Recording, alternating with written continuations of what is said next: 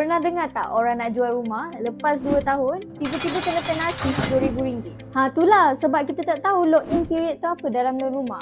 Hai, saya Tia.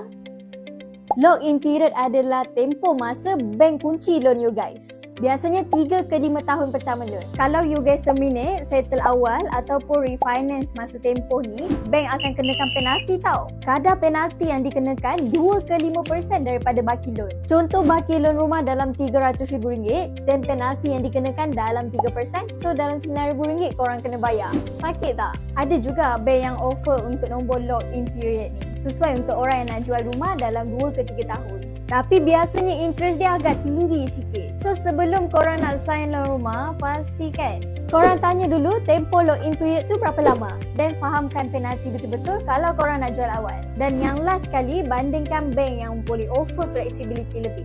Loan rumah ni komitmen dia bertahun-tahun. So jangan terperangkap sebabkan benda-benda kecil yang korang tak baca. Nak Tia share tak bank apa yang tak ada lock-in period tahun 2025 ni? Boleh komen nak kat bawah. Sehari seilmu, follow QL.